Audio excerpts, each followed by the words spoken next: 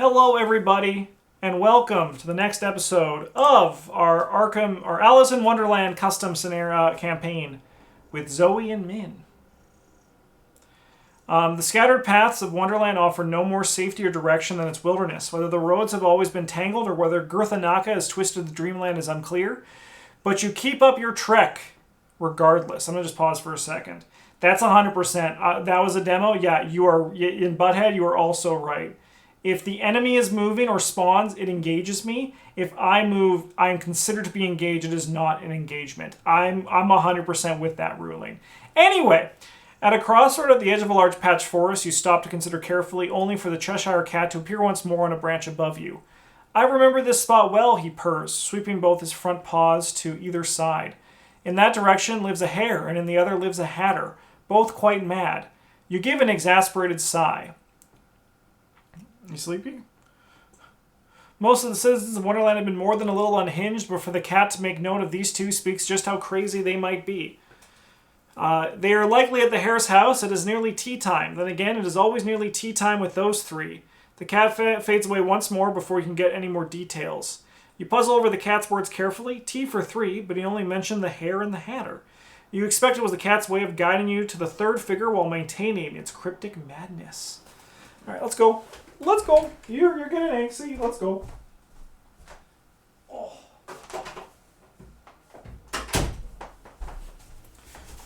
Let's get some air in here too. Why not? You follow the weaving road through the hare's house, unsure of what to expect. The path veers off into the woods, but very quickly dead ends in a small cottage. The house looks uninhabited, but the sounds of laughter and clinking of china lead you around to a side garden. A long table stretches out across much of the small garden, stacked high with teacups and pots, bread and butter, and all other manners of refreshments. The hare and the hatter sit across from one another, conversing loudly, though their words seem like complete gibberish to you. In the center of the table, a dormouse peeks out of a teapot, disheveled and looking quite exhausted. He looks up with drooping eyelids as you approach, looking as though he had something important to say, but quite forgot it. Before you can greet each other, the dormouse's eyes close, and he sinks back into the teapot with a long sigh. All at once, as the dormouse sinks to sleep, shadows sweep in from the edges of the garden. You leap into one of the chairs, only for the hare and the hatter to turn their attention to you with offended expressions. No room! No room, they chide, seemingly oblivious to the encroaching darkness. You brace for the wave of shadows, but instead you feel a flutter in your stomach as your chair rises into the air. The table and other chairs follow in short order, rising just above the consuming darkness. It's very rude to sit down without being invited, you know, the hare continues. The hatter nods in agreement before chiming in. But since you're here, try to guess the riddle if you can. You nod half-heartedly as the tea party host as you begin to figure out your way out of this dilemma.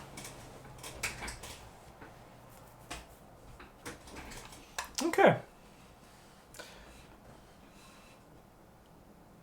I don't know why you wouldn't play that. I mean, Theo, that is exactly what it says. It says after an enemy enters a chair location and engages all investigators at all connecting chair locations. I think it's pretty, that's pretty it.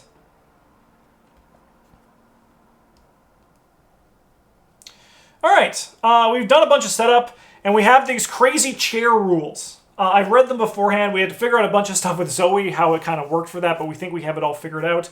Basically, adjacent chairs are connected to one another, quote unquote. We're going to figure it out as we go. We'll probably check on this as it gets there, but trust me, we'll figure it all out.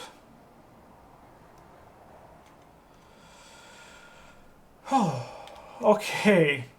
So, we have a bunch of stuff. Steeped in shadows. The swirling shadows have isolated you on the tea party table and the many chairs orbiting it, none of which seem particularly stable. You will have to work quickly if you're to find your way back to solid ground. Only one investigator enemy can occupy a chair location at once. Consult the chair location section of the campaign guide for further details. All enemies lose all spawn instructions and gain spawn any empty chair location. The Mad Tea Party. The hare and the hatter seem quite content to continue their festivities amid the chaos, though they react wildly to any perceived violations of etiquette. They are not only unaware of the shadows, but seemingly unaffected by them as well. What role they have in keeping the tea party afloat is unclear, but you had the best proceed with caution in any case. Doom cannot be placed on this agenda. As an action, spend player clues resign. You leap into the shadows, Trust in your intuition. If the hare or the hatter is defeated, we advance. That's fair. That's fair, Theo. That is, I get that. My mind also can turn pretty mushy as this goes. As you struggle to find your footing, your task is already clear. The shadows swept in the moment the Dormouse fell asleep. The problem now, however, is that the table's contents were jumbled when this whole event started. Excuse me. You've got to find the Dormouse at all costs. All right. So we just need 4 clues. We get to start at any empty chair location. Head of the table. Head of the table cannot leave play. So these guys should be ready. I don't know why they're exhausted. Okay.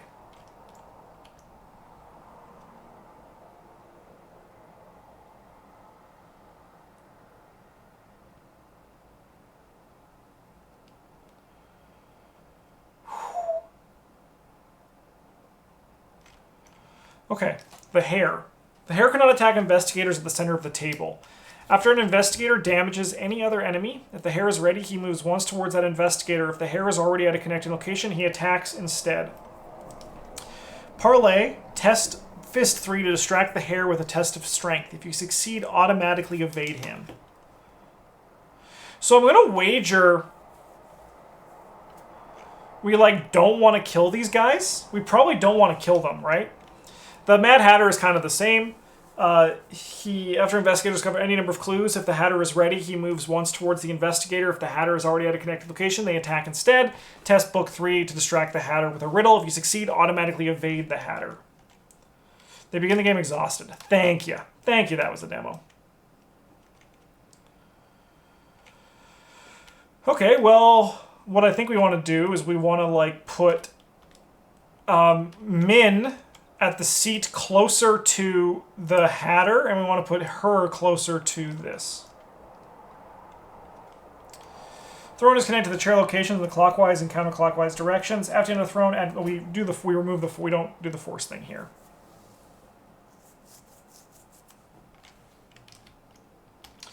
All empty seats are interplay revealed too. Boom, boom, boom, boom. Boom. Dining chair. All right, and we also have this center of the table. After you move to the center of the table, remember that you have terrible manners. Is it going to change my thing? I'm not too concerned, TBH. I'm just going to... I don't even know what's going to happen here. I don't know who I am. I don't know why I am. I don't know what I am. But we don't have terrible manners, and we're not killing our guests. So we have to stick to the plan. So we got the astounding revelation here, and stuck to our plan. We have an ever vigilant, a prepared for the worst, and an on the hunt. We have the judgment, so we replaced the +1 with a skull for this scenario. All right, let's see our opening mulligans, shall we? And we'll try this really weird scenario. This hand is bad.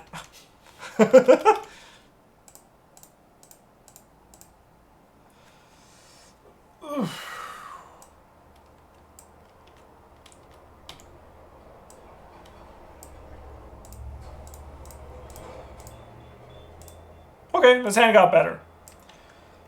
You cannot commit cards to skill tests while the tower is in your hand. Say no more. Over here, I'm pretty much going to burn everything, I think.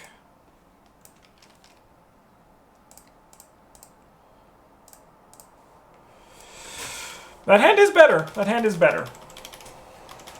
It's no Jeremiah Kirby, but look at the bottom of the cards of any investigator's deck or the encounter deck. You may discard one of those cards. You may add one of those cards to its owner's hand. Place the rest of those cards on either the top or the bottom of their deck in any order. Okay.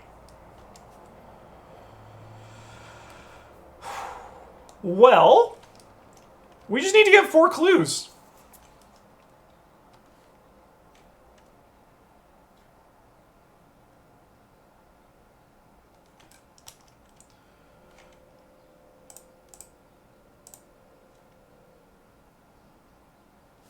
There's nothing stopping us from just moving, right? Like, I can just move here as an action. Like, I can just be like, hey, that's an action. But this move action is just switch. I could switch those two as an action. Okay, I get that. I get it. All right. Well, I suppose Min's gonna go first. The parlay is if you're at a chair location, swap positions with an enemy at a connecting chair location. Cool. All right, we're gonna play the scroll. All right, so I look at the top bottom three cards of my deck. I may discard one. I may add one to my hand, and I place the rest on top in either a top or bottom in any order. Zoop! 1, 2, 3. Oh, hello. I did not see that. Okay. Give me the Eureka. And then honestly, I think I just put them at the top or the bottom. And I can discard one of them. I think I can discard you and just put you.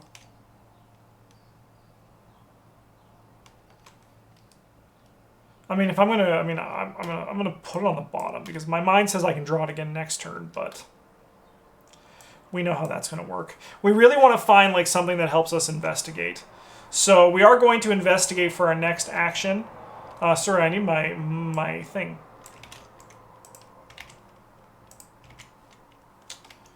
So we're going to commit this, and we're going to go 6 to 3.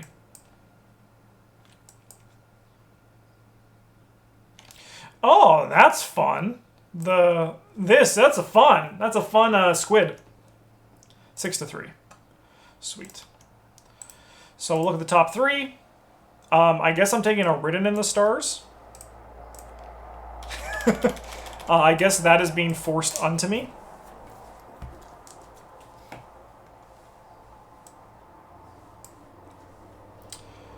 I mean, I guess I could have played the Schaffners first. So I'm going to just play the Schaffners now and pretend that's a resource. It's not the end of the world. For item assets. You telling me this shit ain't an item? It's an item! Game, I get you don't want me to break it, but still. Okay.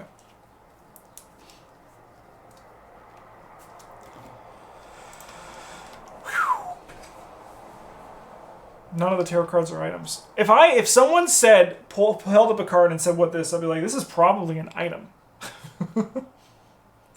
Because they're slightly more metaphysical than that. If a book is an item, a card is an item. I'm sorry. I'm not taking it. Anyways, we're gonna play this Ever Vigilant.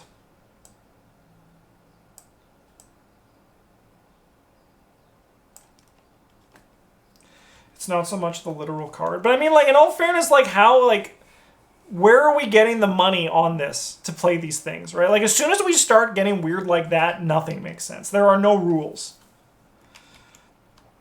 Okay. We're playing this. We're going to play this for 3. And we're going to play this for 3. And we're going to use the book.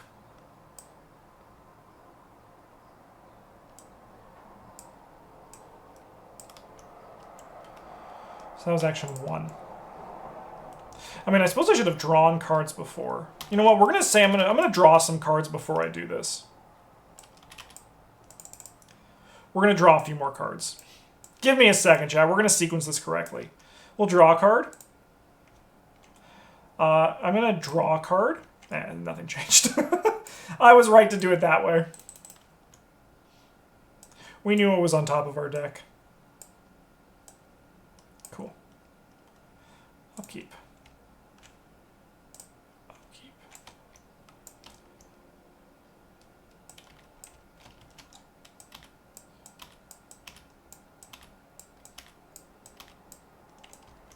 What the frick? The location farthest from me.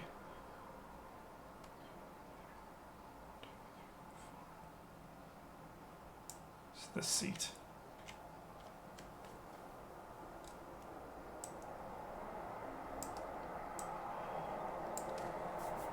Oh, ignore spawn instructions?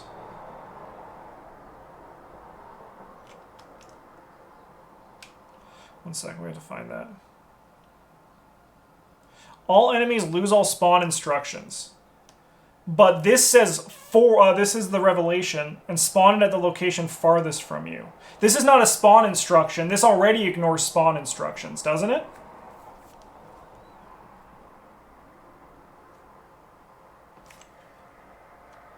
This guy does not have a spawn location. This one says specifically I have to spawn it at the location farthest from me.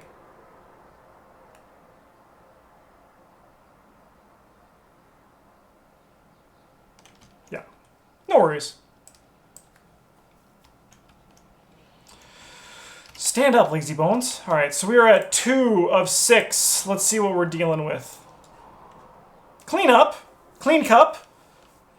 Move each investigator and enemy that are in chair location once clockwise or counterclockwise. All movement happens simultaneously and does not provoke attacks of opportunity.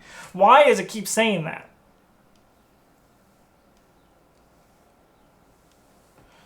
Alright. Yeah, no, I agree. Yeah, that's... So, we must move each investigator and enemy that are in chair locations once clockwise or counterclockwise.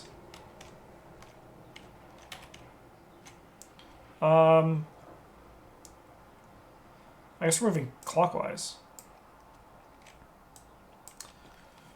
After you enter head of table, add clues from the token bank to head of table up to its starting amount. As an action, place one resource on the table from the token bank as a tick. If there are player ticks on head of the table in your campaign log under Fragments of Alice, record Patience.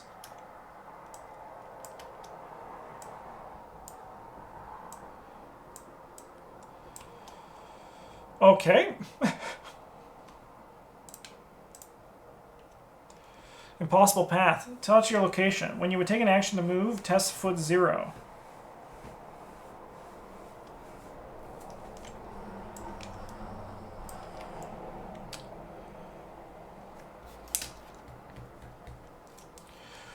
When you would take an action to move. So this is actually pretty... Okay, one second. So I can parlay and swap positions with an enemy with that location. That's kind of funny, actually, because it's not a move action. It's a swap positions. The other one I can't do because it is a move action. But I can parlay because I swap positions. It's not moving. That's really funny. After the throw, add clues up to its starting amount. Then reveal the top card of your deck. If that card's cost is higher than the shroud, so we're looking for higher than 3. Alright, so we lose a resource.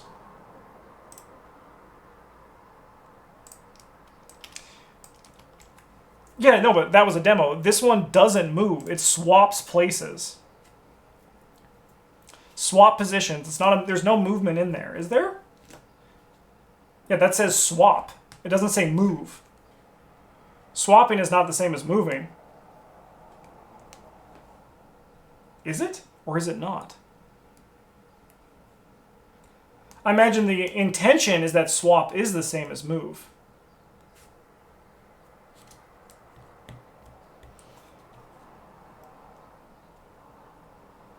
Well, the thing is also, like... Let's look at this.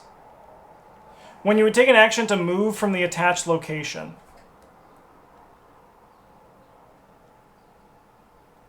Swapping the sense makes both components move.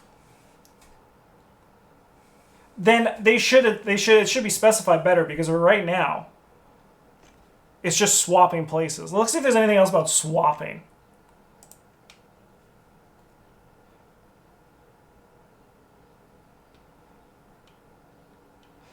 Investigators may swap positions. It's not moving. It's not moving, it's swapping positions.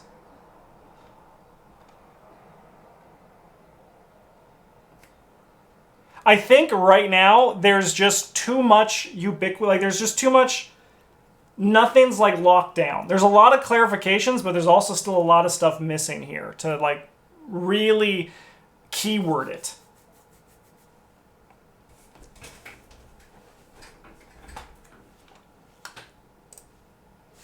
All right, but we're engaged with this guy right now.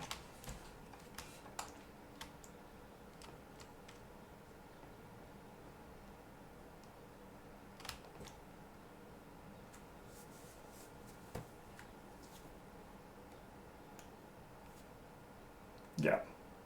That's where I am too, Dice Gods.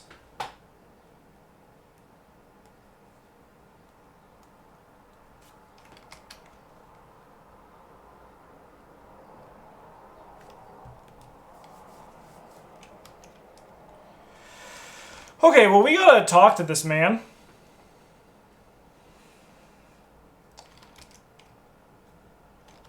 Because he is... We're adjacent to him.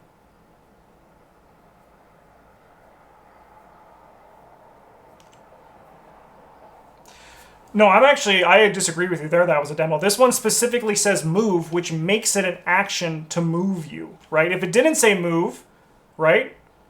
But it should say parlay move for the chair location one, right? I think we're all like, I think the intention is what you're saying, but I think the rules don't make it make sense that way, right? Like, I think your intention is the designer's intention, but I don't think it actually, I think there's stuff missing to make that actually work within the realm of the rules.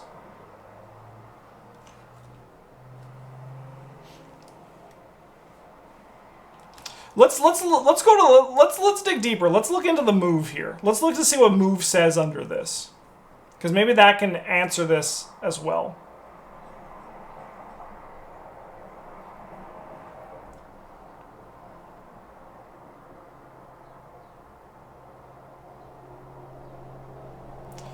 Anytime an entity moves, transfer that enemy card or an investigator mini card from its current location.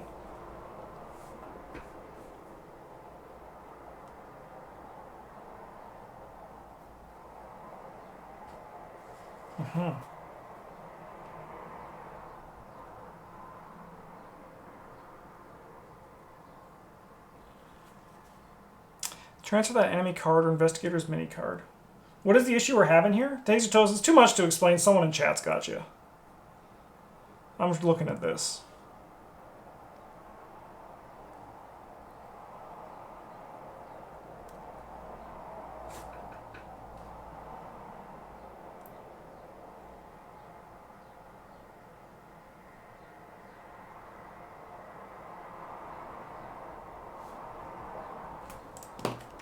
Let's go on to Arkham DB. Let's dig a bit deeper. Let's see if there's any rulings under ethereal slip. See if there's any clarification on what swapping means.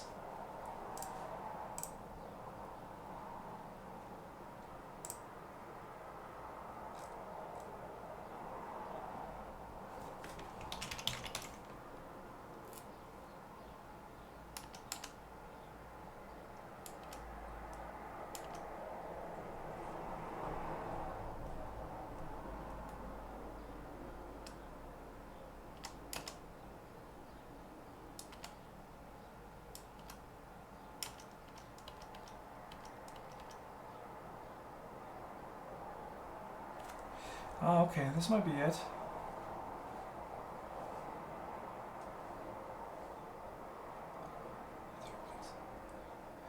Ethereal slip counts. So someone's saying is ethereal slip counts as a move for the purpose of the move effects.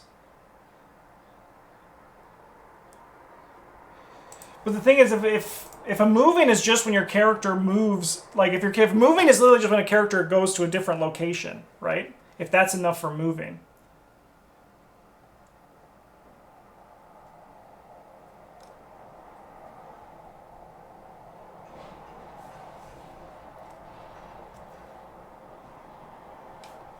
I'm curious now. If we go to fast...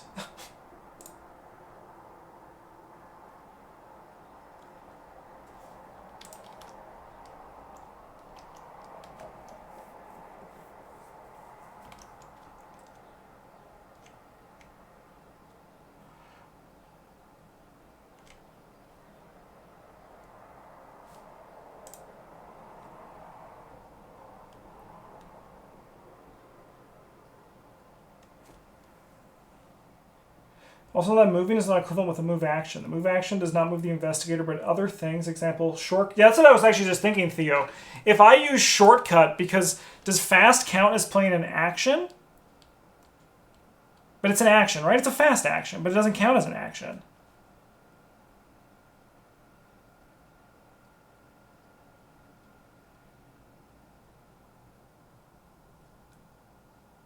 Let's look at the balcony. We're like detectives right now, Chad. I'm loving this.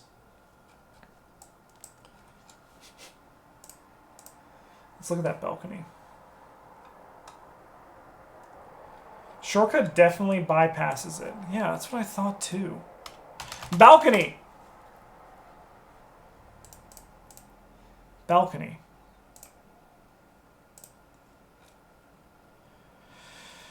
After you perform a move action during which you move from the balcony to the theater, take 2 damage. And then this one says, when you would take an action to move from the attached location.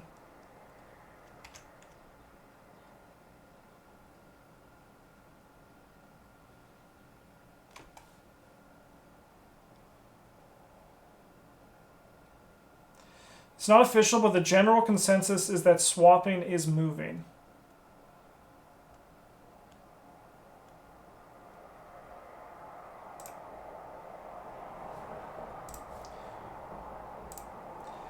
I mean, it's all that really matters is I'm probably going to, like, my turn was probably going to spend some actions just getting rid of this anyway. This there being the ethereal slip also bypasses the balcony, but I think it wouldn't bypass this.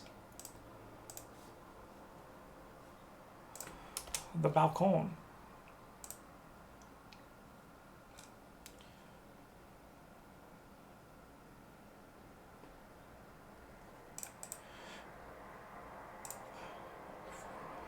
Well, yeah, because this says move action, right? And this just says an action that causes you to move. When you would take an action to move, right?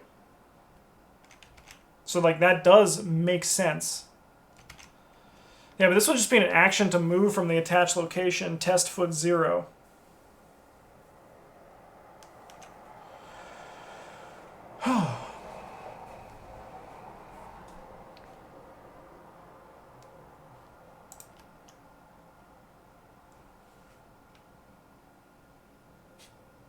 No, but that's what that was a demo saying, because it still swaps you. It's still a move. This one doesn't say after you take a move action. It says after you take an action to move. Like, I think, like, as I was saying, that was a demo is basically discussing exactly what the designer's intention is. But I just think right now, with the way it's worded, it doesn't really, like, fit that way without clarification for what swapping is, right?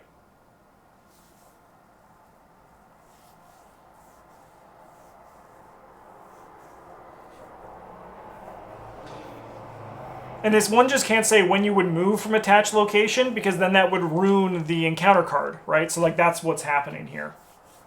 Very interesting. Anyways, I'm going to take my turn.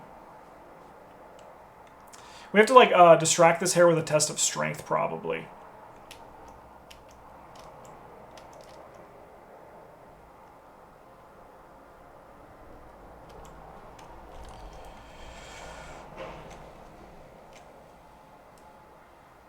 I mean, it could say when you would move by except by an encounter card effect. Yeah, that would really smooth that out. That would be very good.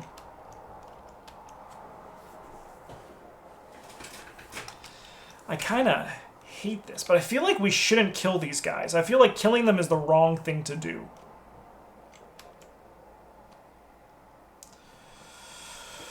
But, like, their damage output's pretty high. If we can get a Greta Wagner in play, that also would be really nice.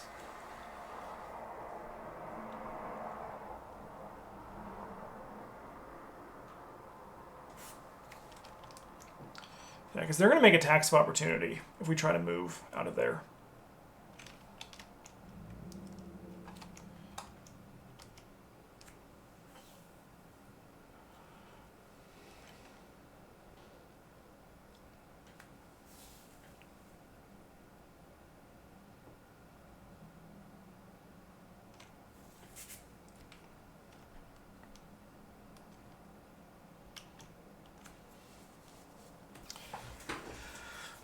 This is tricky.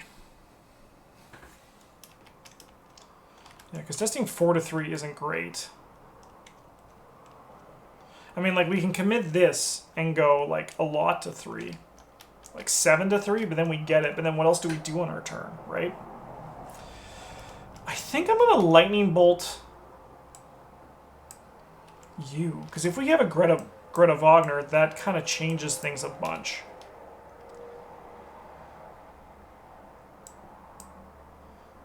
Okay. Well, you can draw one of them.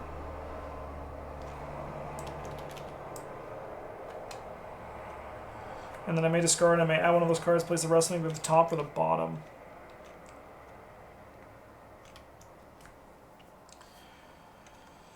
I mean, at this point, I think we just put them on top, right? The reason is because they are security if there's that one card that causes us to discard our assets.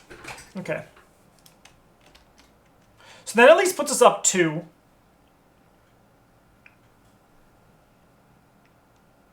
Okay. All right. Let's try to evade this guy. We have 5. Sorry, well, let's try to impress him. We have 7.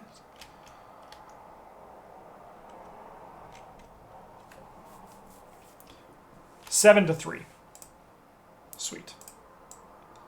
We're going to play Greta.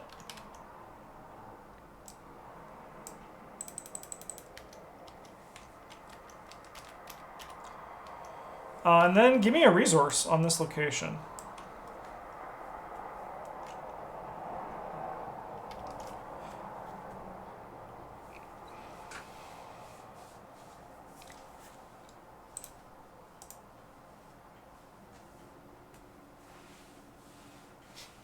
To make matters worse, swapping places definitely means something different from swapping with a set-aside card. Yeah, yeah. Oh, no, yeah, no, it's kind of a cluster. It's kind of a cluster.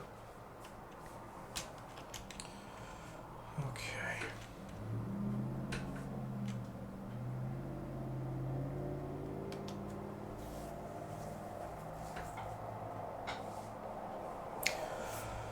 Well, I mean, we're going to investigate at 4 to 3. I'm not optimistic, but we can at least try.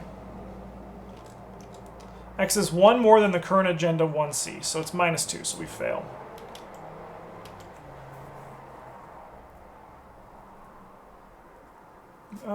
Give me another one? Sure. I mean, this is ultimately fine. Like, this guy, he doesn't have Hunter, so he's not going to move towards us, so we have a turn away from it. I'm going to just play the Scavenging to end things off. Upkeep. We do got to get to this guy, though. Upkeep. Okay. We're at 3 of 6. This guy readies.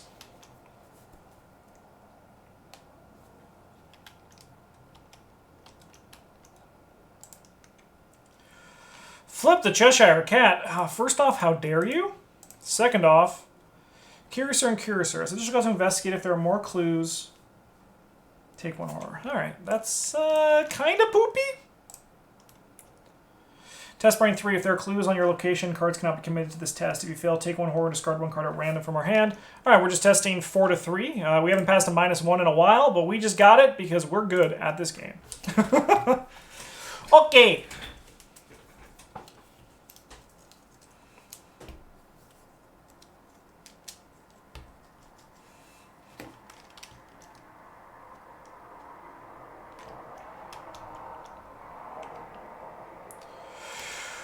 Well, we have to try to talk to the hare, I think. So we'll go 5 to 3. Sure, man. I'll just draw 1,000,000 of those. Give me another one.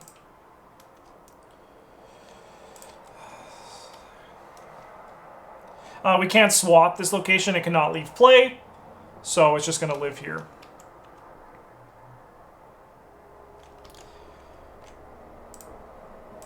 There we go. So at least we just don't get attacked this turn.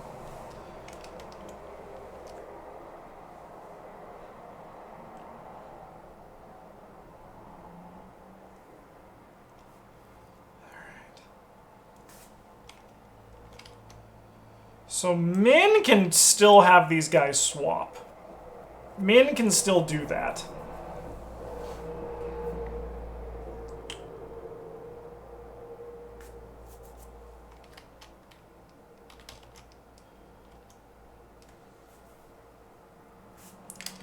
I'm going to put another resource here so we can record patience.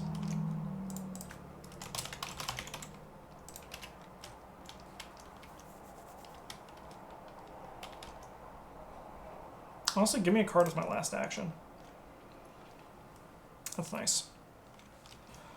Okay, this guy stands up. We go to Upkeep.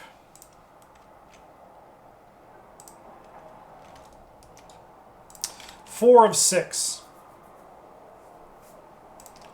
Evil card is Test Brain 3. If there are no clues to your location, cards cannot be committed to this test. Alright, we're testing 4 to 3. I'll go 5 to 3. So we'll go 6 to 3. We'll go 6 to 3. Fuck, man. These auto-fails have got to stop.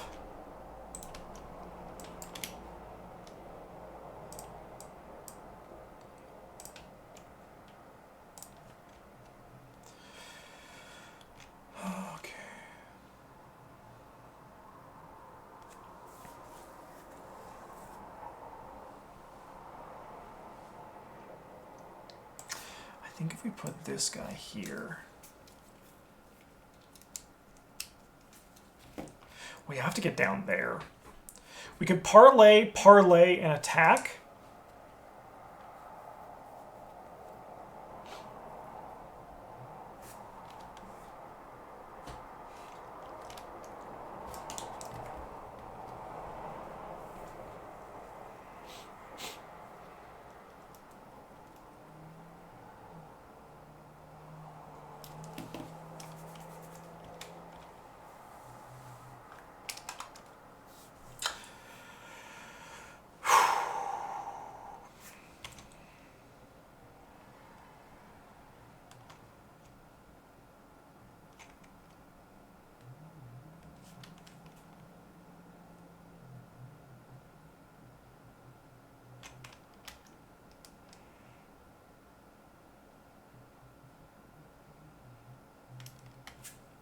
How many clues do I need? 4? And we have 1? We have 1 fucking clue.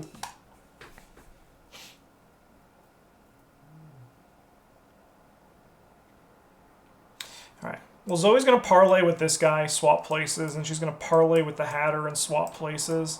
And then we're going to attack this thing. We have 4, 5, 6, 7 to 3. -2. That'll defeat this guy.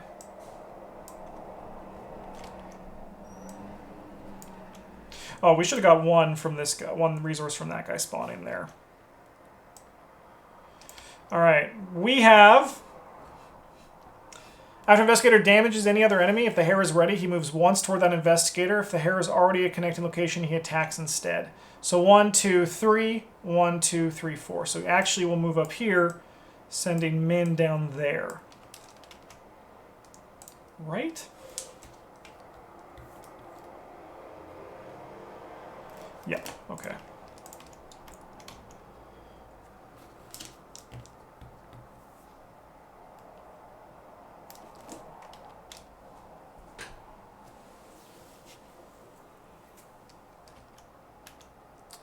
So that's Zoe's turn. But now Min gets to go. Let's do the scroll secrets.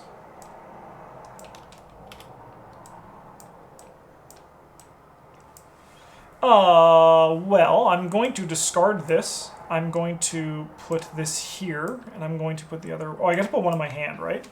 Put that into my hand, I suppose. We'll put this one on the bottom. I can put the other one on the top. Why not discard the weakness?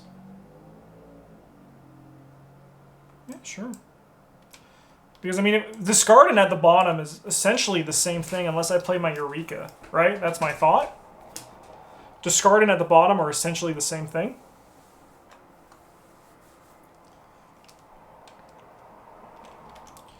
Okay. There's lots of shuffle effects, though. Are there?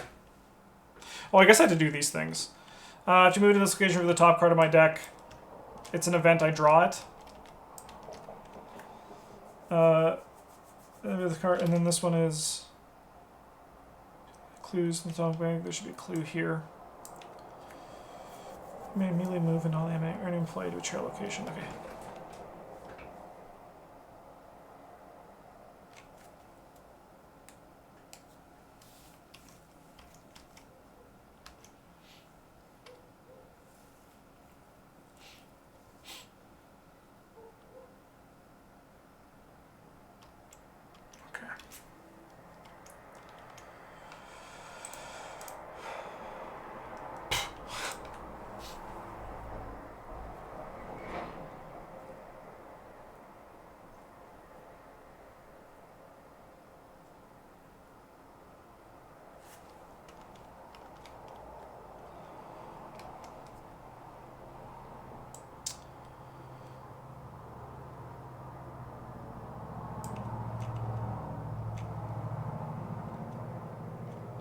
So if we move here,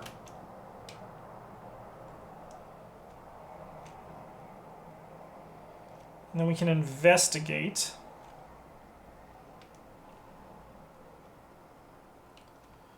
And we have 4 to 2. I can commit this and go 6 to 2. We don't have, oh no, we do have an item in our discard pile. I'll take that. Thank you very much.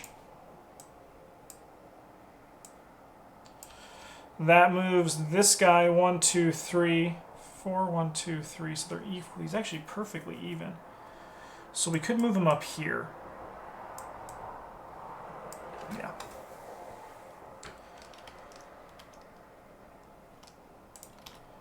And then I think we investigate again.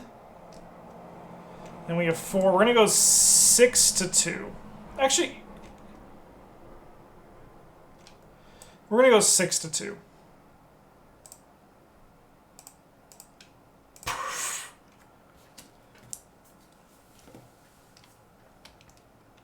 Oh, I suppose I also have to take a horror. Actually, I got rid of that. There's too much going on in this fucking scenario, man. The scenario sucks. Upkeep phase. This guy takes a horror. Let's go upkeep. 4 of 6. Peril. You must choose. You guzzle down the mysterious drink. Test Fist 3. If you fail, take 1 damage and lose 3 resources. You refuse the drink from the cup in front of you. I don't think I should be forced to drink anything, and they should not be able to accuse me of having terrible manners. Yeah, just give me the test 3. We're testing 2 to 3. Sweet. We take a damage and we lose 2 resources.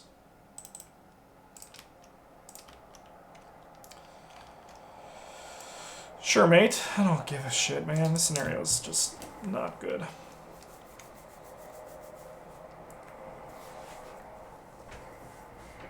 Okay.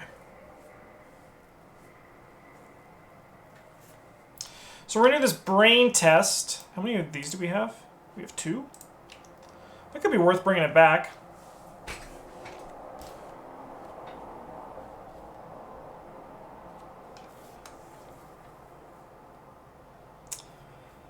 Yeah.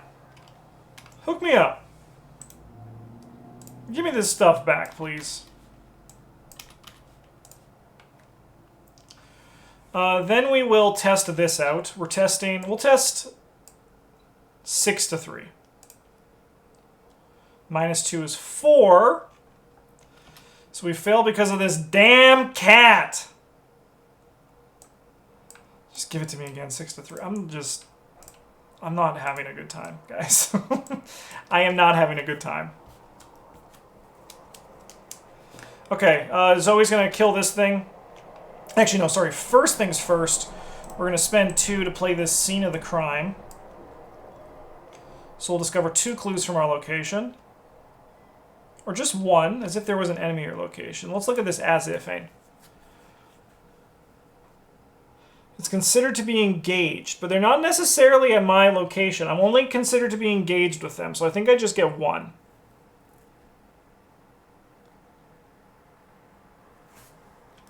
Yeah, there's just an enemy at my location.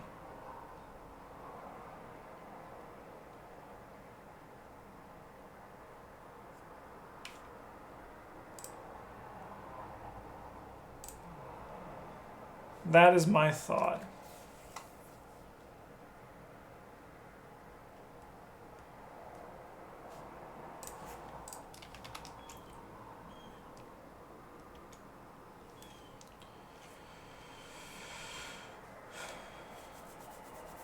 I'm not doing this. I need to do that. Just take this scavenging. Oh, there's just so much going on and none of it's fun. Astute Dunsparce, if you're still here, you were right. You were absolutely right. Alright, let's try to kill this guy. We have 4, 5, 6, 7 to 3. Get this punk out of here. Let's hit Greta so we can grab a clue off this location. And let's do this. With the table's contents shifting constantly, devise a way to mark each of the teapots as they cycle past each chair around the table. At long last, you narrow the options down to a single teapot in the middle of the table. Its appearance is different than the one you remember, the dormouse slipping down into it, but you know better than to trust your eyes at this point. Set aside the dormouse into play at the center of the table.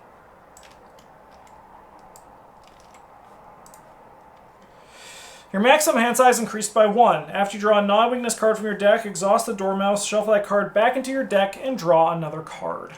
Okay. You lift the lid and try to shake the Dormouse awake, but he remains in a deep sleep. Perhaps something on the table here could rouse him. You'll have to pick carefully, however. There's no telling what could be in each teapot or cup. While the Dormouse is in play and not controlled by investigators, he gains an action, double action, spend 2 clues as a group parlay. Yeah, remember story allies taking up slots? I'm glad they don't do that as much anymore, if like at all.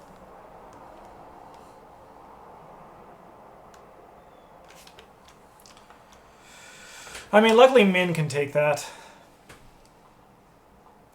So we punched, which means that these two switch places. But then we discovered clues, so then these guys... I mean, actually, he probably would have switched before.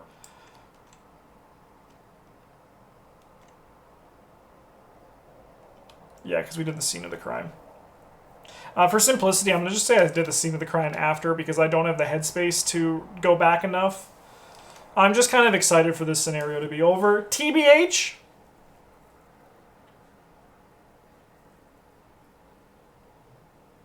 I'll take a resource for my last action. Let's go upkeep.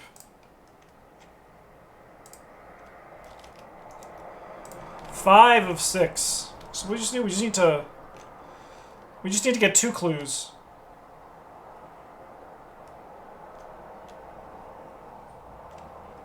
But it's a connecting location.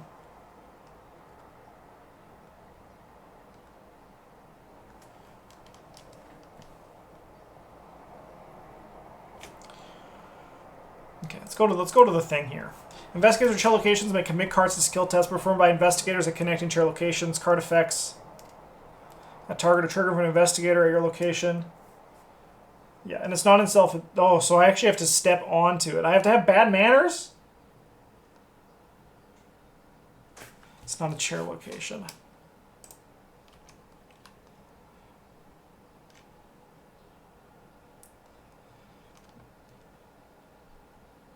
So they're making me step on the table. They're making me do that. They put this text on here and then they're making me do that.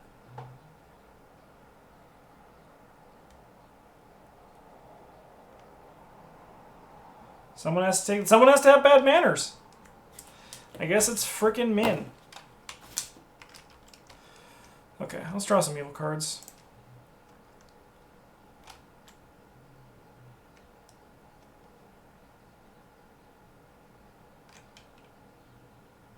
Dude, just take them all at this point. I don't give it. I don't care. I don't care about any of these cards. I don't care about any of this. Surges into this thing. Hey, it's this thing! It's back! Put this guy here.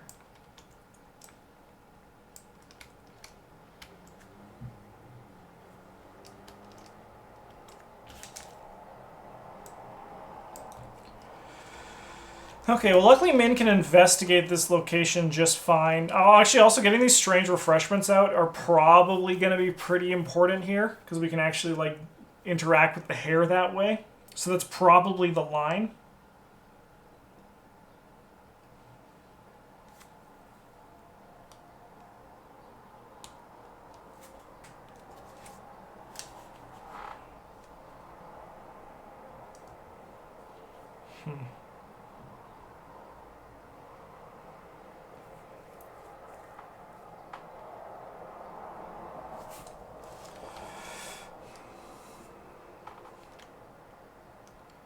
We could deduction this location.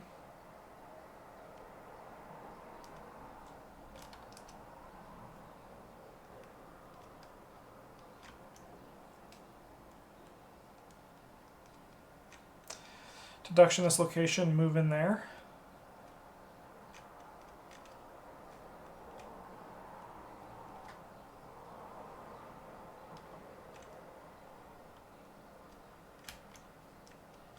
Sure.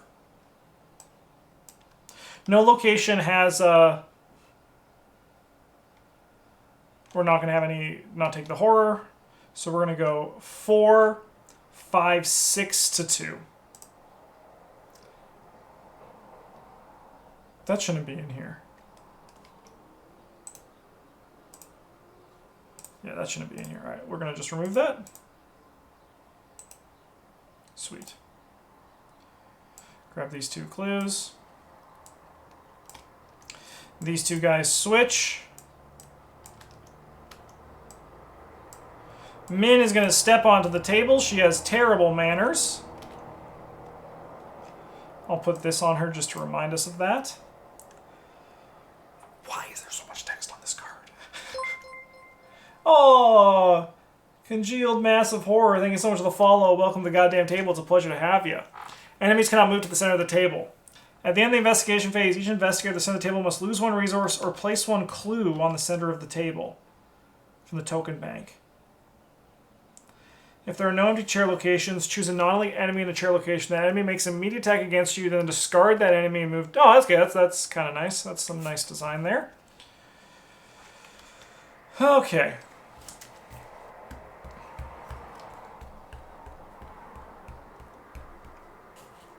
So next turn we can do this, and then we can see what we have to deal with here.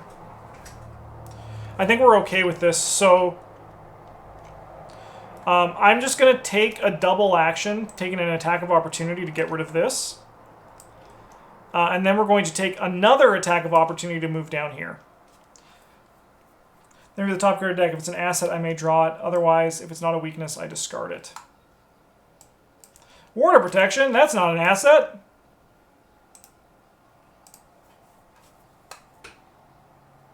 Okay. Upkeep. Hey, ice picks, always good. Back. I discard the survival knife.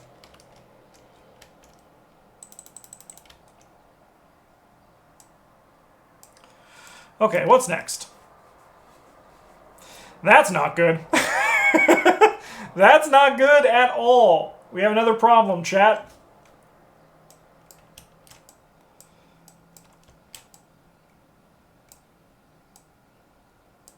What card is this? This one is Steeped in Shadows, Agenda 1A. I highly recommend also having Agenda 2A on standby as well.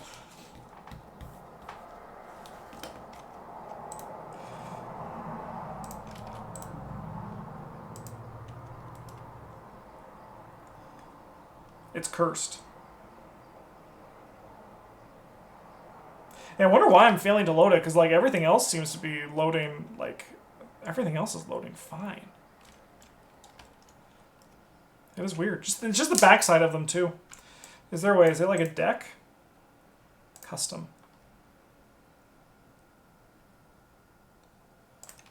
Here, let me check this out. I can check out the Steam user. We can go into the source code. There we go. Oh my god, there's too much here. There's too many spoilers. I'm seeing everything. It's too late. I've seen it all.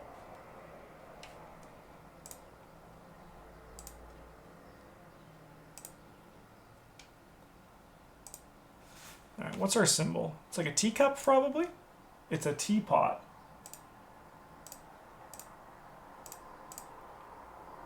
Ah, here we go.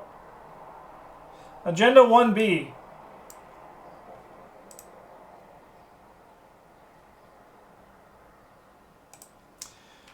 As the chairs cycle in and out, to say nothing of the crazed partygoers that keep appearing at the table, you do your best to avoid being dragged into the shadows below you.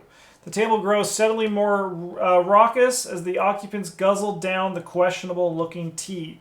Heal 2 player damage, each from the Hare and the Mad Hatter. Well, when we dealt no damage, we don't need to worry about healing damage. Am I right? Cool. Alright, get Cursed Card out of here.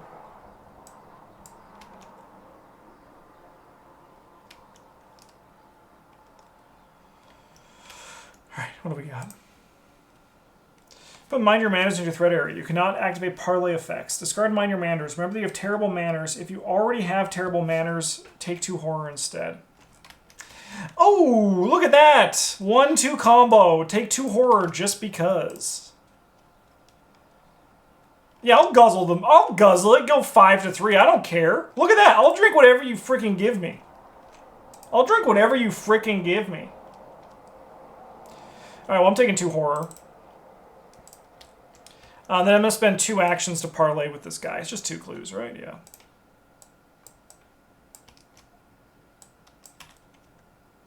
You find the one cup of tea with much more pleasing aroma than the others and hold it up to the dormouse's nose.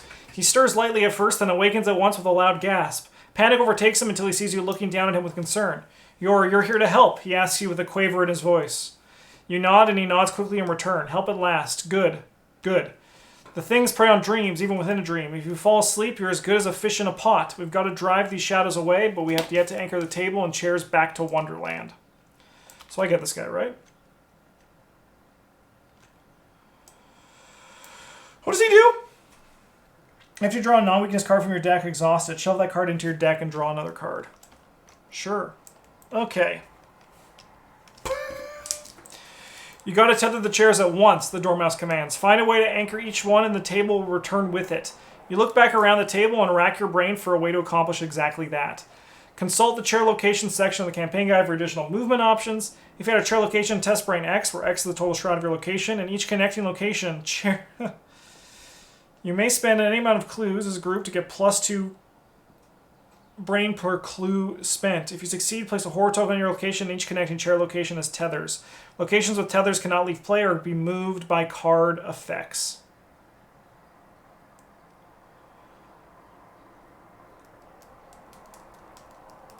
Man, that's a lot of work. I was hoping we were maybe close to done, but we got a lot of scenario left. Oh, you know, just a casual 7 test. Just a casual 7 test. Okay.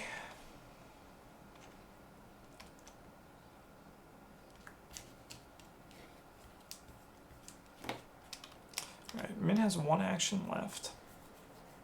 Yeah, just draw the Elder Sign. It's easy. You're 100% right. Let's get this going.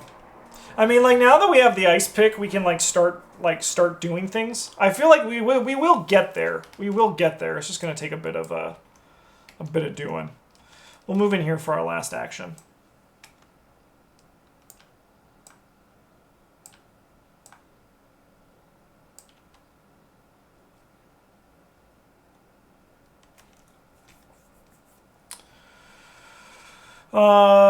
Then choose a non-weakness card in your hand and place it on the bottom of your deck. See you later, scavenging. No one ever liked you anyway. Okay. Over here for Zoe, we're going to spend 3. 1, 2, 3, and we're going to play this 6th Sense.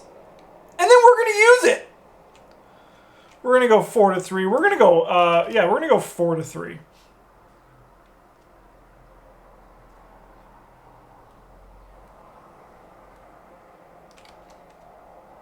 Yeah. Whoa, that was unexpected. You got a job? That's sick. Let's go again. Nah, that fails. Yeah, super congrats. Alright, upkeep.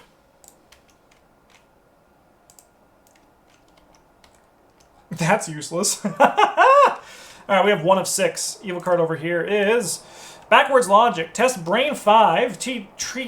Book 5. Treat minus modifiers as plus and plus as minus.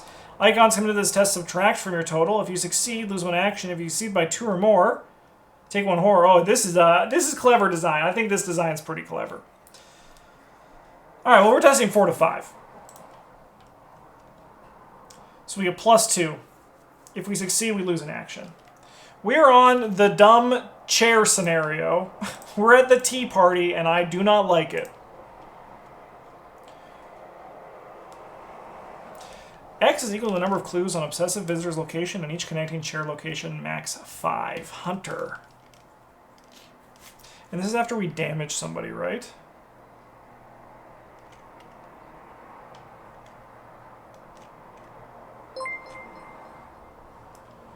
Okay, well, we can put it here and we gain a resource. Carlos M. Thank you so much for the follow. Welcome to the goddamn table. It's a pleasure to have you. What do you do?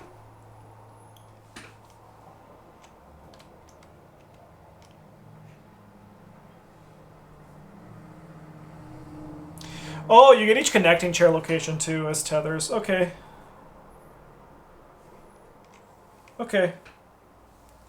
That does help. That does certainly help. You just gotta believe.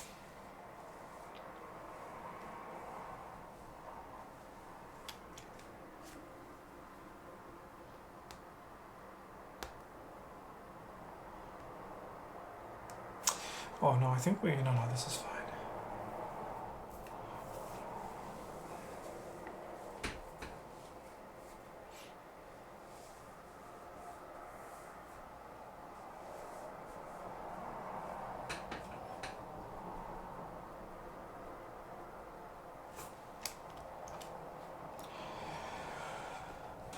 Alright, chat, let's shoot our shot.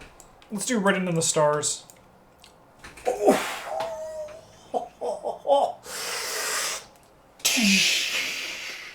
Antonio Banderas meme.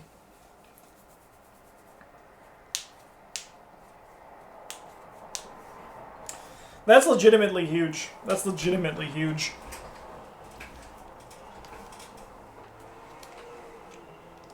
Alright, we're going to ice pick this location.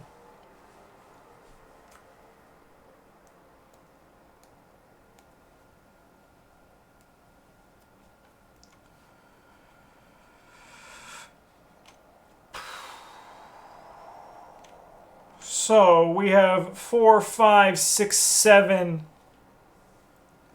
8 to 2.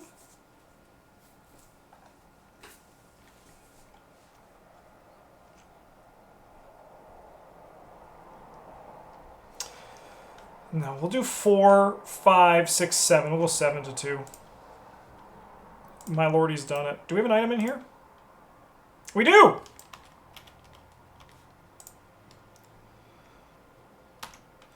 I'm going to discard this to grab 2 clues off this location.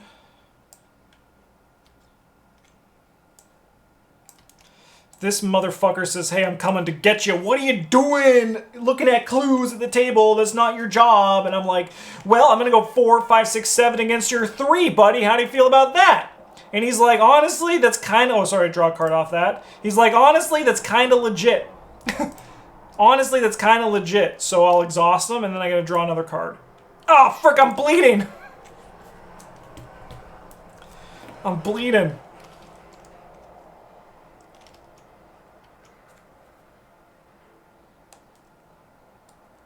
I think we move...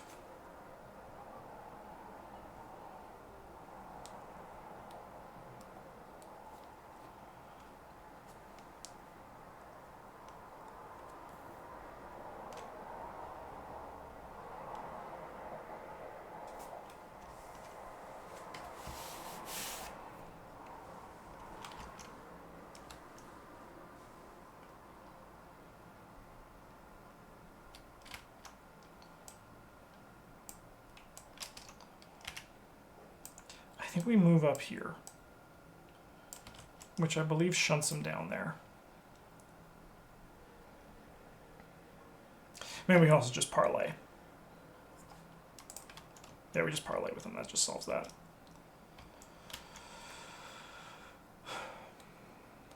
Okay. Ah, frick, I'm bleeding. We had to put Thews onto this, then we discard a card at random from our hand. Not the lucky. What did I say? What did I say, game? I said one thing. I said one thing.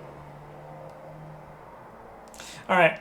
We're going to attack this guy. We have 4, 5, 6, 7, 8. 8 to 3. 8 to 4. Guess we didn't need the vicious blow, am I right, chat?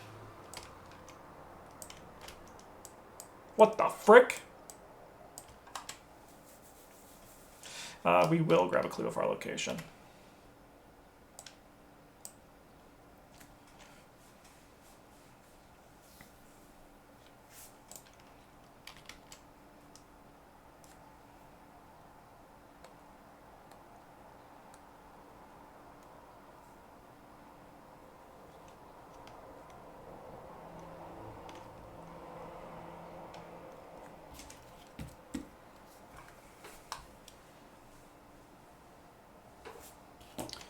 All right, let's look at what we got here. We have 2, 2.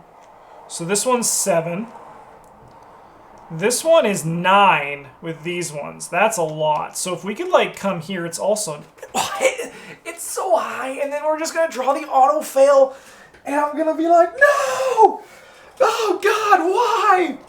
That's exactly what's going to happen.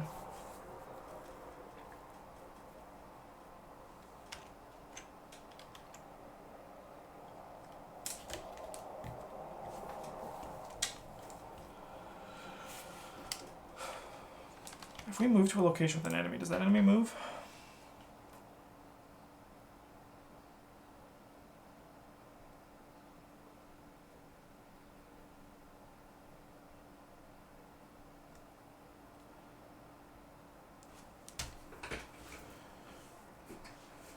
No, we have to parlay.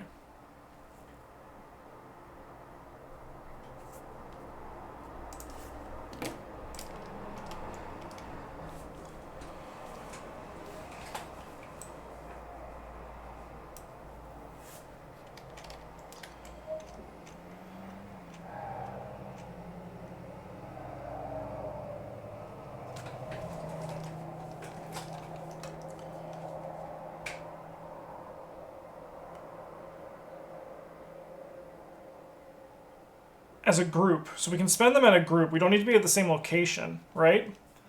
You may spend any amount of clues as a group to get +2 brain per clue spent.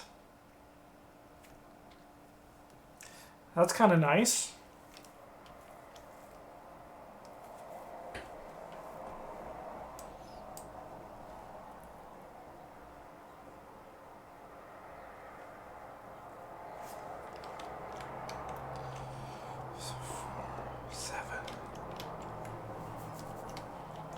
What's our cut look like? -4. So we really want to be 4 over. So if we can get to 11. So we have 4, 5, 6, 7, 8, 9, 10, 11. I mean, we're going to try it, right? So 4, 5, 6, 7, 8, 9, 10, 11. Because this card's useless here. So we're going 11 to 7. So sick. These chairs are nailed down.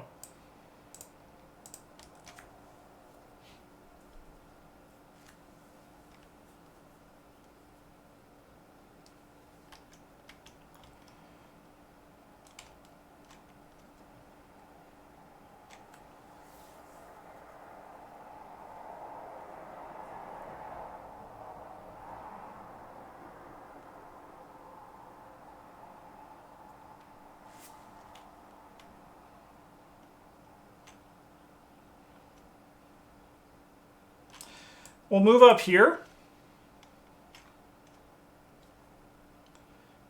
We add clues up to the token bank, up to its starting amount of 0, and then we may immediately move to a connecting location, and we'll refill this location, I suppose. Fun! Reveal the top card of my deck. If it's an asset, I draw it. Otherwise, I discard it. Oh, I could have used that. Definitely could have used that. I could use that. That's also good! That's also good. Alright. 2 of 6. Hey, the thing we were preparing for. My Shroud is 2, so I can just discard this. Bye! See ya. Okay.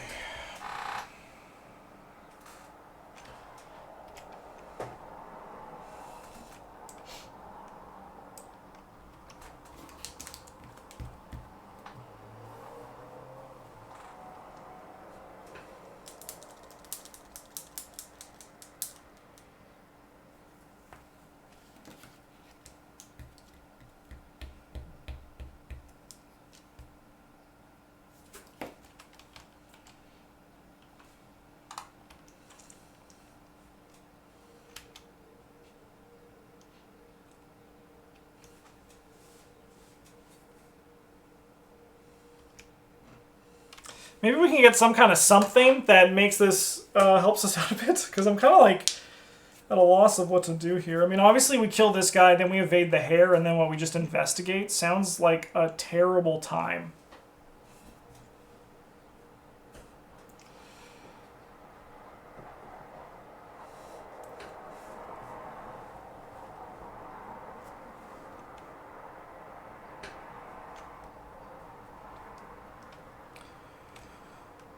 Okay. Well, we're gonna, at the next lightning bolt window we have before Min goes. Yeah, well, I mean, like, I could kill these guys probably fine, but I feel like I'm not supposed to, right? I feel like I'm not supposed to.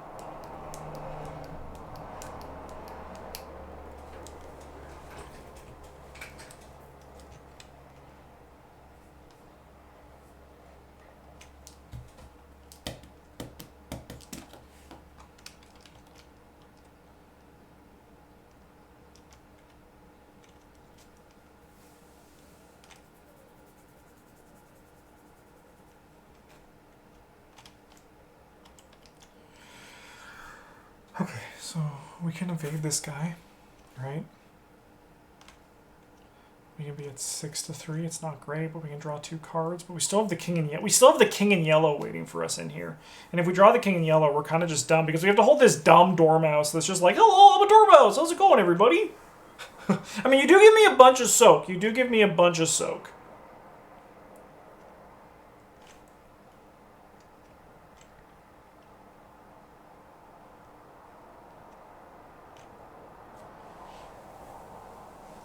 I think the correct course of action is we just try to talk to this guy at 4-3. That's terrible. That can't be right, but we're going to do it. Oh, stop. I needed those I needed those tokens. I needed those tokens. I wanted those tokens. Thank you, though. I wanted to unrelent it. I could get rid of 1, but 2 of them is kind of nuts. All right. Then we're going to investigate here. We have 4, 5, 6-2. Going to seal 0 and a bless. We only have 1 left in there. The 2 zeros and a bless. So we have 4, 5, 6. -3. Is a failure. Well, not a failure, but we don't scavenge. Which is, oh, sorry, we draw 2 cards as well. Hey, I know you.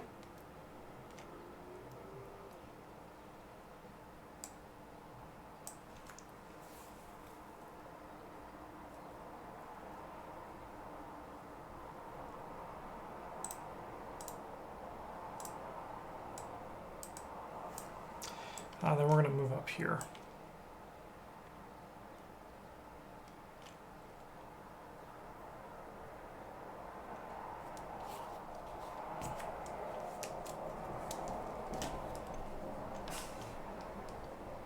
Take a direct damage.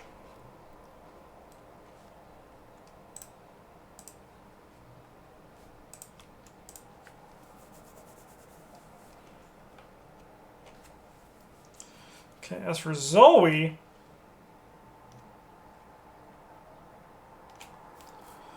we're going to attack this guy. We have 4, 5, 6, 7 to 3. He's done. We get the hair here. We're going to parlay with him.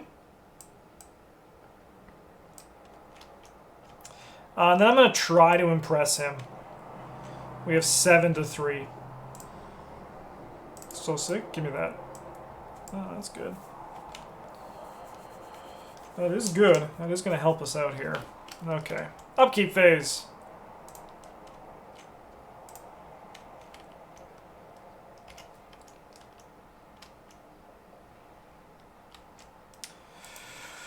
Three of 6. Our shroud is 3.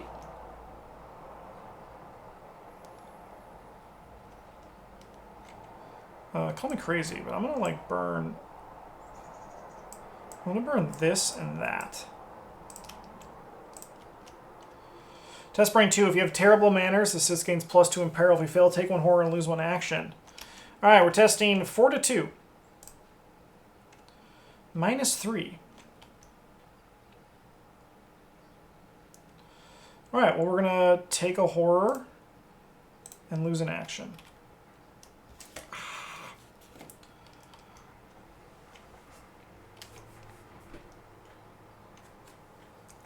I hate this scenario, man. This is just... all right, okay. And then I do this. If you're at a chair location, draw the top card of the seat deck and replace it with my chair, but my location cannot leave. My location cannot leave play.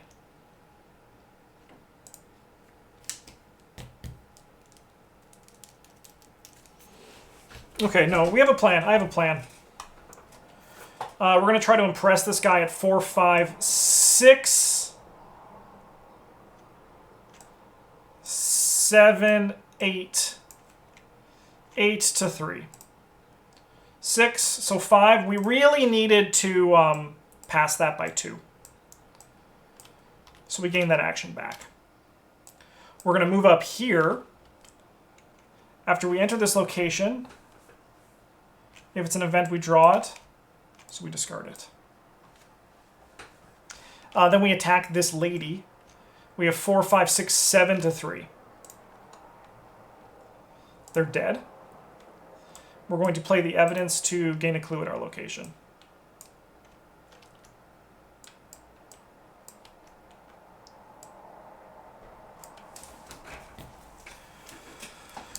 Okay, Min.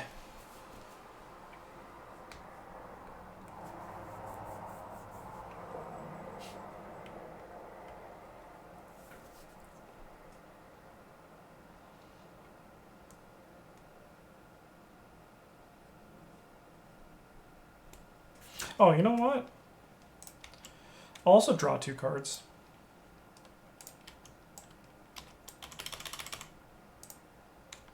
Hey, ding, ding, ding.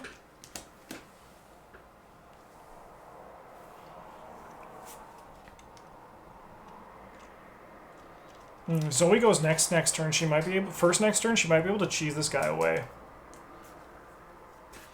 We need to do the next chair thing at the throne. And we do need 9, so perfectly... In an optimal world, we want to get to 13. Does that make the Hatter move? It does make the Hatter move. Oh, that's good, actually. Because then we can move him here, and then, like, my point still stands. Yeah, good call. That was a demo, thank you.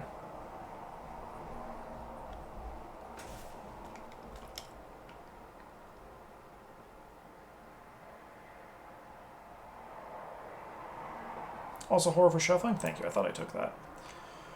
We're going to get rid of this.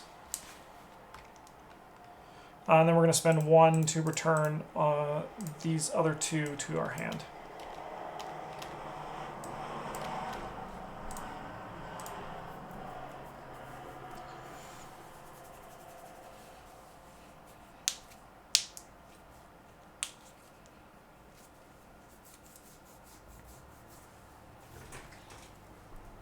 I have a plan.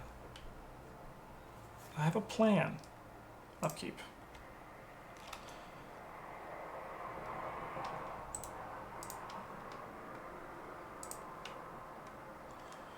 We're going to shuffle this card into our deck and draw another card. That doesn't help, but it's still fine. Upkeep. Oh, water protection's nice. 4 of 6.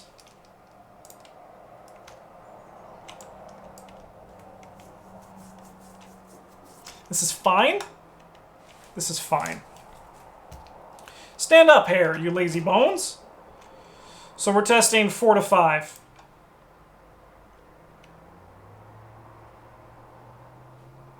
We succeed. So we lose an action. Time roller, how's it going?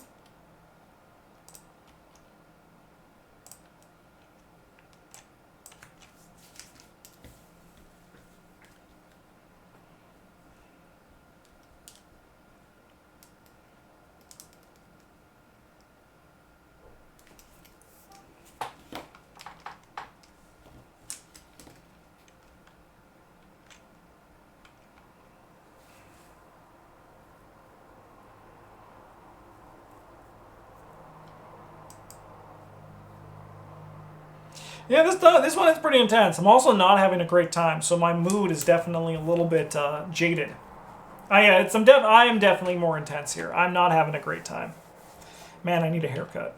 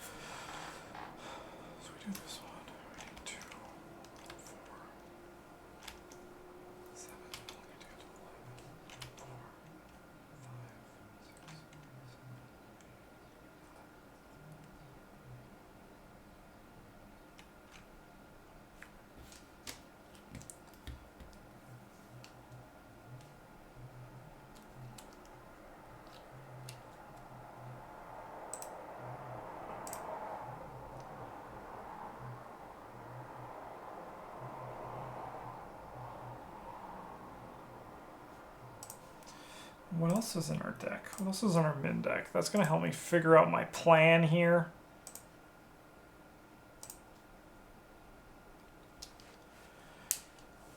Oh, we have 2 Eurekas.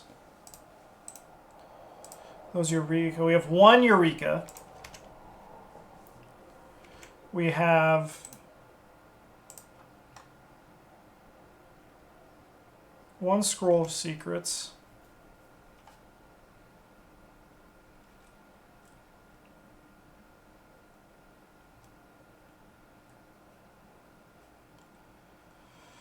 Oh man, no, that's not gonna work. Okay, well, I think we start by drawing a card.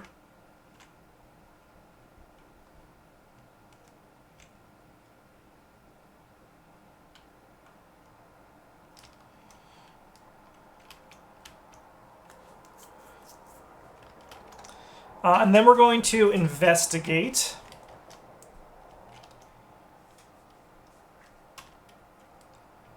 And this is our last action. So we have 4, 5, 6, 7, 8, 9, 10. That's our 6 symbols for this king in yellow, so we're going 10 to 3. Sweet. It gives me a clue, and then this guy moves up here, and we draw a card, and then this goes away.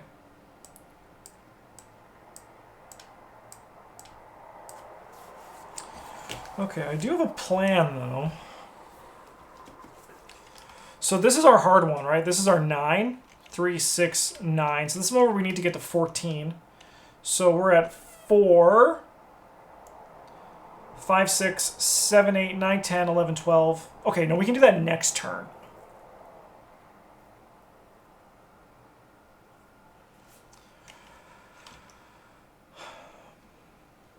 I think we try to get rid of this. The downside is if we get this -3, we actually just gonna maybe get an easier location, right? So we're gonna just do this. 4 to 1, 4 to 3. Ooh, okay.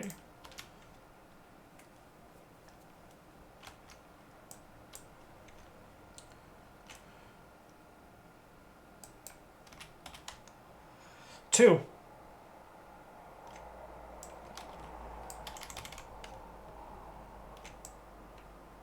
Do I do the thing?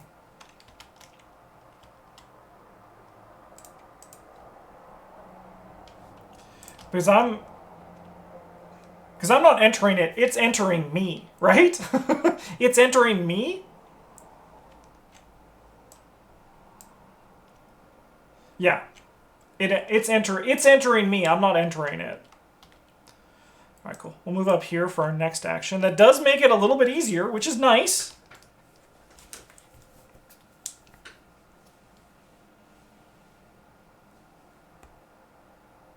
No, sorry. Before I go, I'm going to investigate. We have 4 to 2. Sure, man, I don't give a shit. And then we'll move up here. Oh, that would have taken me a horror. I did it. What can you do? Upkeep. Upkeep. Oh, that's good. I think I want a different card than this. That's good. That's good. Thanks, buddy. 5 of 6. Evil card over here. Cannot activate parlay effects. I think that's fine, TBH.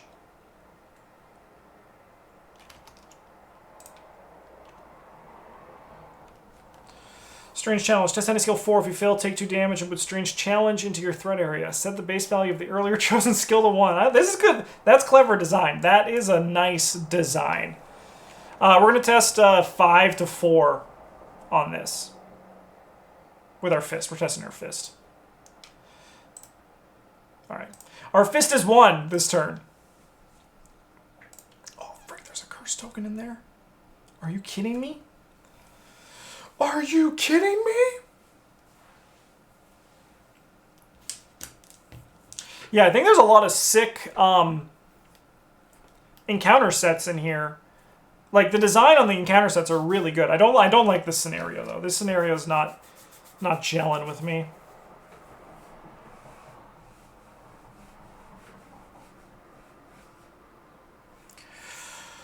Okay, so we have 3, 6, 7, 8. So we need 12, but if we still get to that 14 we just had, we beat the -2. So maybe it is worth it, depending on how hard it is. So we have 4. Sorry, I think we want Min to go first.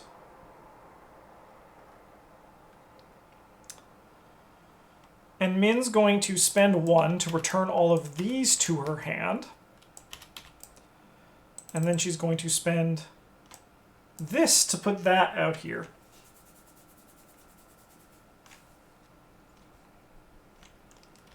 Then we're going to gain a resource.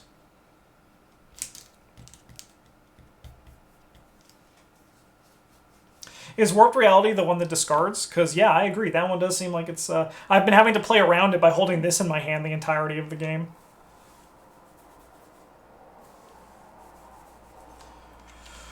Okay. So, if we do this... If I get the autofill on this, I don't even know what I'm going to do.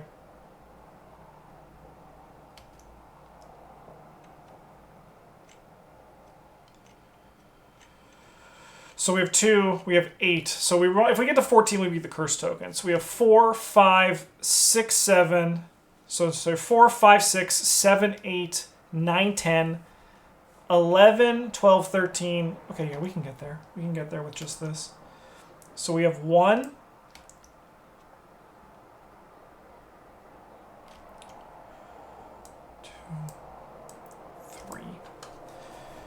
So that puts us up to 10. 11, 12, 13.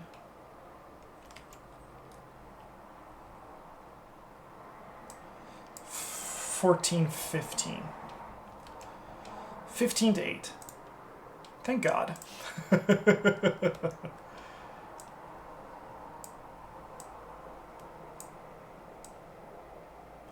One more.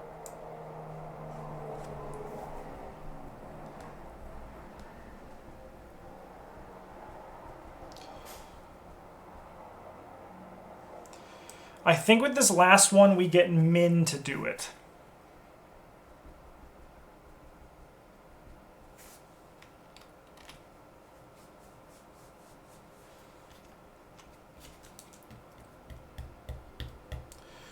So we're going to move here. No, we're not. No, because this one is 2. I thought it was good. And this one's also 8, right? Or it's 7. 3, 5, 7. Okay, so we really only need to get to like 13 to like pretty much ensure it, which is very doable. We're currently at 6. So halfway there. Halfway there. If we can eat this curse token. All right, we're going to test this brain thing. Maybe we can eat this curse token. 4 to 3. I'll take it.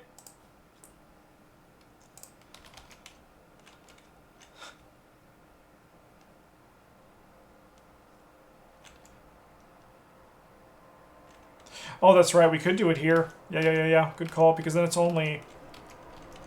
Then it's only 5. Then it's only 5, and Min can probably actually potentially do that 5 next turn, actually.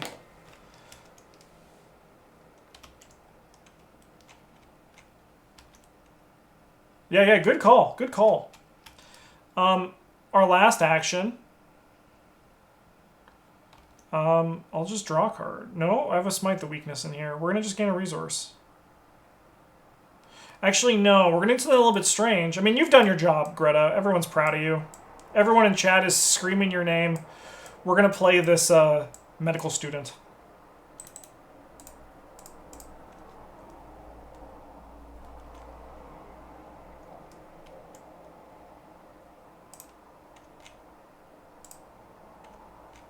Oh, that's... Excuse me. That's huge right there. That's a huge get. That's a free clue. That's a free clue. It is going to bring him up here, but like then we can parlay, and it's like it's still just good. It's still just good. I don't think I want this scavenging either, though. Oh, yeah! This should be gone. Okay. Luckily, I have this over here. We are on agenda 2B.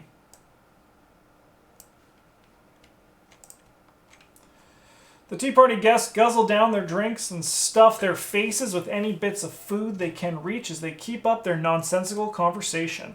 The Manus is going to get you all killed if they don't snap out of it. Heal 2-player damage from the Hare and the Mad Hatter. I better not... I better get some sort of reward for never attacking them. I better get something. If I don't, I'm not going to complain. But I'm gonna complain. I better get something. I better get something, chat. Don't pose a side quest, a small side objective.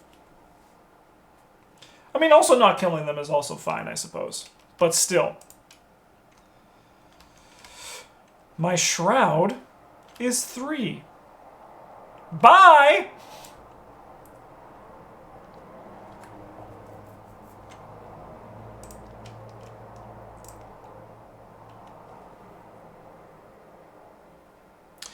If you're at an untethered chair location, swap your location with the furthest untethered chair location from your location. All investigators and enemies of these locations are moved with them.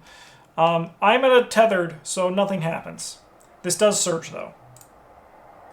Weird thought, guys. Shouldn't, like, Surge shouldn't be at the top, huh? It should really be at the bottom of the card.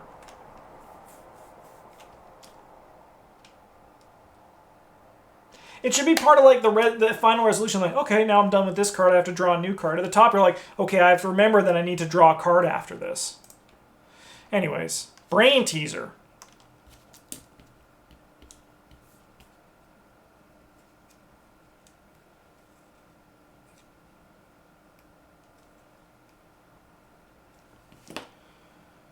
What the fuck? Oh, they're too far gone. It's already been decided, but I wonder if they think the same thing sometimes. When Doom will be placed on any other card, place one Doom on Brain Teaser.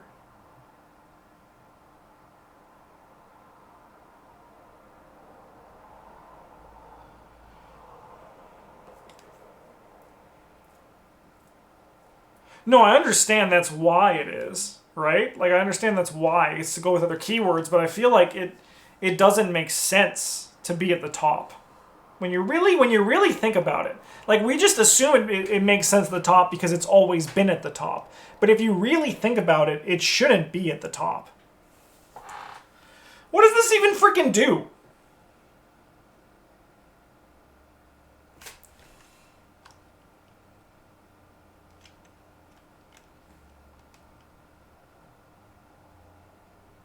Yeah, that's kind of where I'm sitting.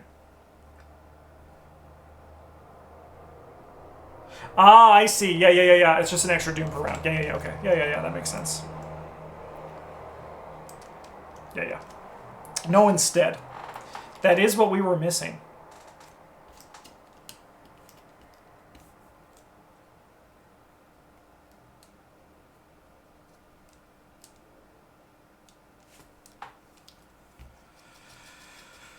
Okay. We're going for it, chat. There's a scene of the crime. I'm coming to get you, he says. And then we say to that, I'm going to move down here. Just kidding. That's the one that steals a clue from me.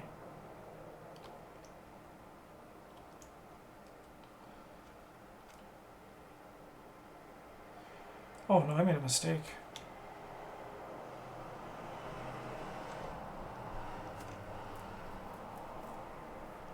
No, we have to investigate here. We have to investigate at 4-3. 5-3.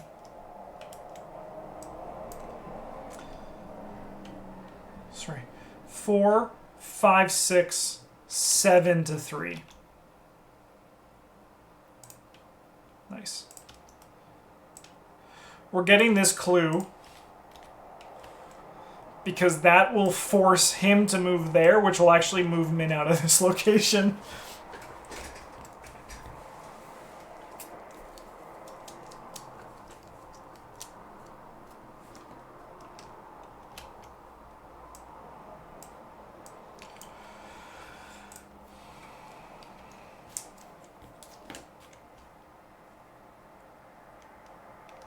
Yeah. Nice try, Impossible Paths. It's very easy to just find our way through them. I suppose for our last action, I'm just going to...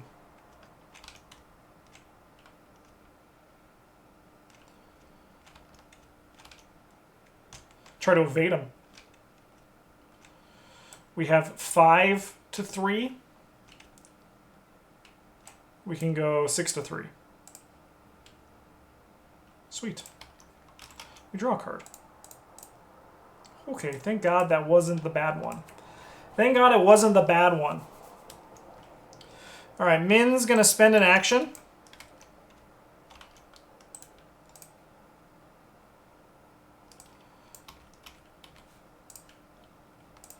She's going to move in here, and we're going to do this test. We have 2, 4, 5. We have 1 curse token. Yeah. So we need to get to 11. If we can get to 11, we're fine. I'm going to spend my resources first. So we have 4.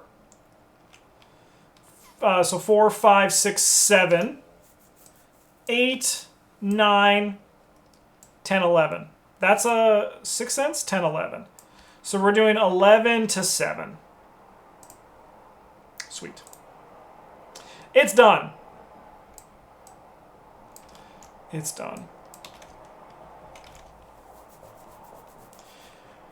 In each chair, you try to... That's everything, right? We just have to do all the chair locations? Yeah, okay. Thank God. In each chair, you try to direct your memories towards your adventures in Wonderland thus far. Each image you conjure and event you replace seems to banish a small patch of darkness under each seat. You continue around the table until at last a ring of grass surrounds the tea party. As if severed, the shadows retreat, and slowly the hare's garden fades back into vision. If the current C agenda is Mad Tea Party, we get Resolution 2. Never even tried. Never even did anything. So easy. Okay. So easy. Resolution 2?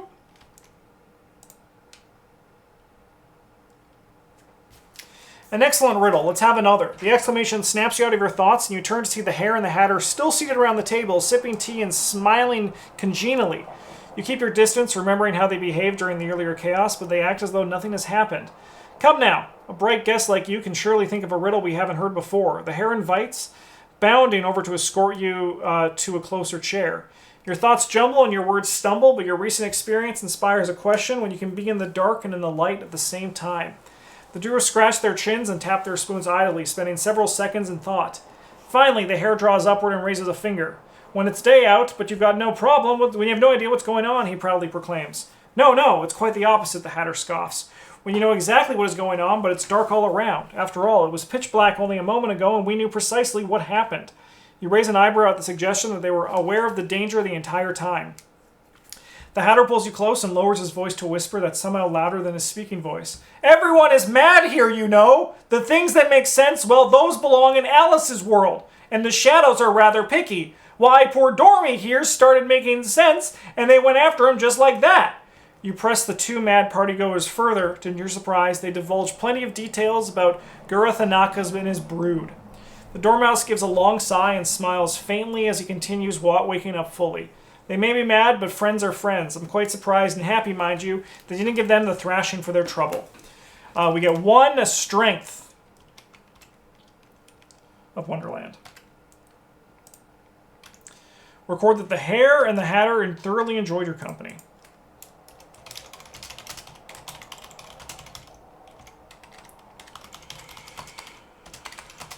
Enjoyed your company.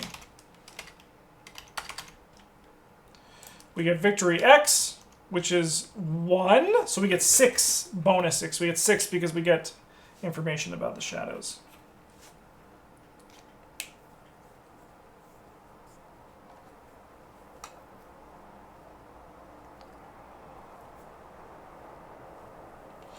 Six. Another ordeal behind you and many more to go. The Dormouse clambers onto your shoulder as you depart the tea party. The tea party garden. Wonderland is disorganized more than usual, your new companion explains, and you'll need my help in sorting through it all. Should your own thoughts become similarly cluttered, I shall help sort them out as well. You shake your head in disbelief that you'd be grateful for the help of a talking mouse, but here in Alice's dreams, anything that doesn't intend to be your enemy is already a great help. Any one investigator may choose to add the Dormouse to his or her deck. I don't think I'm going to.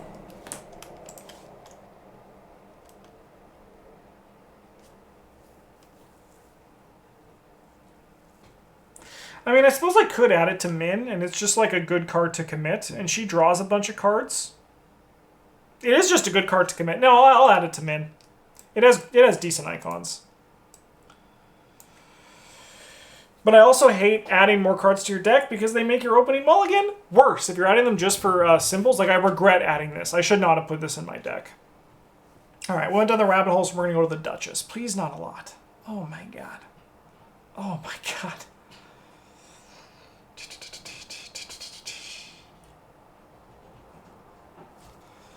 All right. It's a rare enough event to find any sort of hospitality in the vast expanse of Wonderland, so the sudden appearance of an English country manor gives you definite pause. You advance quickly to the manor and shout out a greeting to the two figures seated outside the main door. both. I know it's every scenario. I got that, but there's just still so much reading involved, and I was hoping it would be a little bit less reading. Happy Valentine's Day. Happy Valentine's Day. Oh my God! What the frick? Chocolate. It's chocolate time. Okay. Both are dressed in fine uniforms of aristocratic servants, albeit one is a frog and one is a fish. They glance at you lazily but do not rise from their seats, only sighing wistfully. An awful commotion sounds dully through the door, although the two footmen seem not to hear it. If you have more messages, you'll simply have to wait, the frog footman croaks at you. We've been waiting for weeks and we still can't get in. You ask if the door is locked. No, the fish footman burbles. But it's the footman's job to let people in, and if we're not inside, well, the two footmen sigh a second time and go back to staring up at the sky dumbly. You give the footman a nominal thanks and open the door for yourself. The inside of the manor is utterly chaotic. Toppled furniture and display pieces litter the floor, and the wallpaper have been shredded systematically. Each step brings you closer to the source of the noise, which you can only guess is a monster of some kind by the shrieking, clanging, and scrambling you hear emitting from the kitchen. Determined not to be caught by another of Wonderland's surprises, you ready yourself for a fight before you enter. You burst through the kitchen door just in time to dodge a thrown piece of crockery. A woman in regal attire of a duchess stands beside her cook, both of them staring down an enormous shadowy boar, but both also looking more annoyed than frightened. The duchess scolds the monster severely and hurls pots and pans, while her cook does the bulk of the fighting with any utensils at hand. You'll catch a beating yet, the duchess shrieks as she grabs more dishes. The cook hurls a butcher's cleaver at the boar, who swats it out with a feral cry. Pepper! The air must be thick with pepper, the brutish noblewoman clangs two ladles together as she calls again for pepper. The cook staves off the monster with a carving knife as she joins in the calls for pepper. As you prepare to take action, you spy a lone pepper grinder sitting atop the counter next to you. Pepper the pig? I mean, sure, might as well try it. You grab the pepper grinder, half questioning your own actions and half assuring yourself that Wonderland has its own bizarre logic, even if you can't make heads or tails of it. The handle whirls around easily, grinding the peppercorns and sending out a cloud of spice far denser than you expected.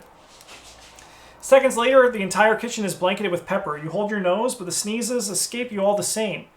The shadowy boar joins you in wild sneezing, while the Duchess and the cook, who are completely unaffected, cheer, still hurling dishes at the beast. You can't make out a thing. You can tell that the sneezes of the beast are growing more and more frenzied until a single mighty expulsion clears the room of pepper, along with the fading shadow of the creature. In the spot where the monster once stood, a baby with pig-like features lies in a bundle of cloth. It wails loudly, still sneezing, as the Duchess prances over to pick him back up. There, that will teach you to throw a tantrum just to annoy us. You lower your weapons and scratch the back of your head in confusion, but the Duchess is completely delighted and the cook has returned to prepare some unappealing soup. Come now, sing with us, dear. Speak roughly to your little boy and beat him with when he sneezes. 1 strength. Dude, this place is going to be strong. And we get the Duchess under the boons. Add a cultist token.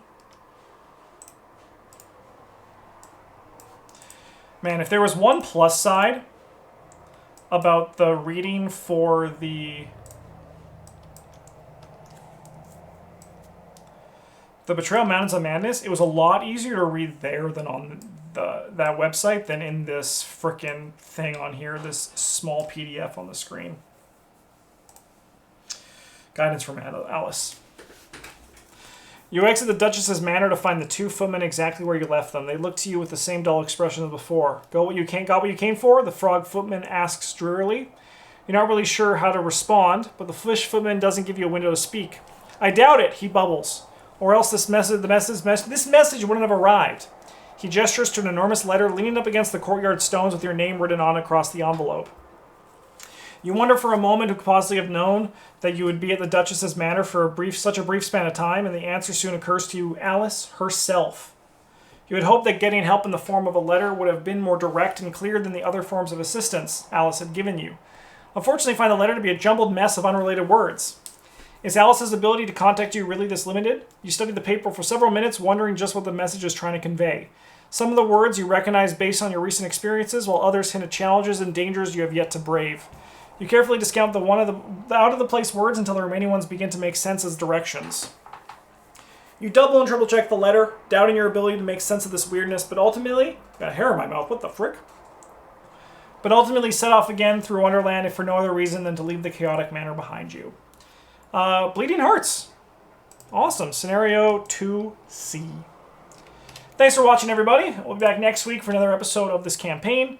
Hopefully I have a better time than this one. This one didn't work for me, but maybe you enjoyed it, and that's what matters. Huge thank you to all our patrons for supporting the channel. It means the world to us. Have a great one, and as always, GG's.